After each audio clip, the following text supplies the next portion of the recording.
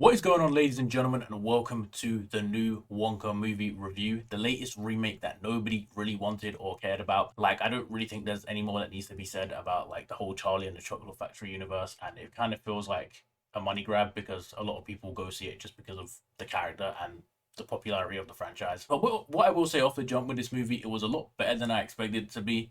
Even though my expectations were pretty low, it was actually a pretty good movie. And one important thing about this is it is definitely its own entity. Like, it does stand on its own 2 feet because it will get a lot of comparisons to the other two, which I think different people love for different reasons. This movie is not really a direct prequel to either. I know they haven't really said it. A lot of people saying it's a prequel to the old 1971 version, but they haven't said it officially. It does feel like more of a prequel to that because the Johnny Depp Willy Wonka is nowhere near in line with the Timothy Chalamet Willy Wonka. And one way they make this distinction is they turn this whole movie into kind of a musical, and they make the songs kind of the centerpiece of the movie rather than the story or the journey of the character, which of course adds a lot of difference to what the other two movies were. Of course, they had iconic music in those two movies, but it was more used as a device of the plot rather than being central to the movie. I also think this movie will probably get a lot of hate just because of the nature of it, what it symbolizes, another kind of money grab from a massive studio, considering it's Warner Bros. And of course, the other two movies have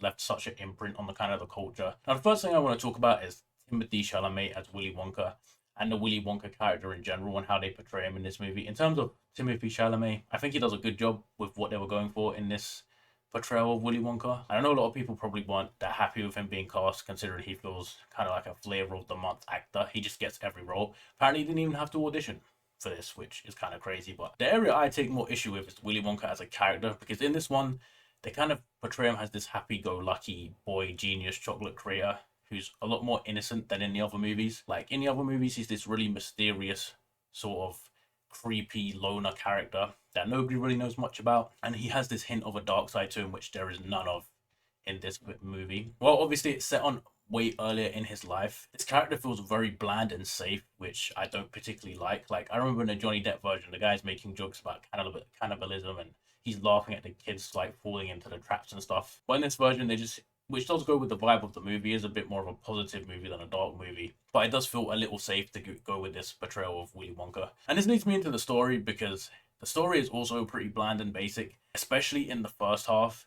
Like, it's just a tale of this chocolate genius guy who goes to the big city to make it big, and then the big bad chocolate cartel thwarts him. And then it tries to force this friendship between him and this little girl, and tries to create this emotional bond between them. But it doesn't really do a great job of that, because there's two emotional, or meant to be emotional, payouts at the end of the movie, the one for Willy Wonka and the one for the girl. But the girl storyline kind of feels forced. Like, I didn't really care about her storyline because they didn't do the groundwork to kind of lay the foundation of the relationship. They didn't show them interacting that much. You know what I mean? There was a few scenes like he made chocolate for her and she taught him how to read. But there was like 10 seconds of that, and somehow he magically learned to read by the end of the movie after just 10 seconds of learning. Also, the structure of the movie is very weird because, like I said, the first half is pretty slow and boring. Like, it feels like a very long first half of the movie, but then they change pace in the second half because it goes from like this prison break thing into a heist movie, which is a lot more interesting. The movie starts becoming a lot more fast paced, and it also starts to add more of a wacky, whimsical nature to the movie, which obviously they encapsulated very well in the other two movies. I feel like they really tried to do it. Like, they tried to do it through other means in this, and they didn't really encapsulate that wacky feel. Like, they tried with like the whole giraffe running through a church thing after Mr. Bean, but they couldn't really capture the same magic as some of the other, as at least the 2005 one, in my opinion. And that gets me onto the villains, because the Chocolate Cartel are meant to be the villains, like the three big chocolate monopoly guys who are meant to be a funny, ironic depiction of, like, I guess, capitalism and monopolies thwarting the creative ideas and small businesses. And they do feel fairly generic, and of course it is very ironic coming from Warner Bros, who do literally the same thing in real life, and Disney do the same thing, and they try to portray the same villains, which is quite funny. But what I will give the villains is they are quite funny, and they are very dark. Like, they're not these cookie cutter villains. Yes, they're kind of basic in many ways, but they do have quite a dark undertone. Like, they literally tried to murder Willy Wonka like 3 times, right? And especially with the main one and kind of the girl's plot, you can see how evil he is. I won't spoil it, but he is a pretty evil guy who is very greedy, and I do like the villains. I think they're quite fun. even though they're a little basic. In terms of the side characters, I think Hugh Grant is one of the best Oompa Loompas I've seen. I prefer him to the Oompa Loompas in the other movie because he has more personality and he's actually really fun. I wish I had more scenes with him in, but they only had a few scenes with him in. But when he was on screen, it was always fun to watch. The major criticism I have is the rest of the side characters, apart from him, are absolutely boring, and I couldn't care less about them. Like, they're extremely forgettable. Similar to Wish, like, the side characters literally mean nothing. Willy Wonka's side of goons that he has that help him break out the prison and work for him. I don't remember any of their names. I don't really remember anything about any of them because they're all boring. There's nothing interesting about them. And yes, while they don't have like the kids, the five kids that go to the factory to draw from in this, it feels like they kind of just made the most basic characters to go off of. I don't find Mr. Bean Priest funny. I don't find like the Olivia Colman landlady woman funny, and or her weird little sidekick.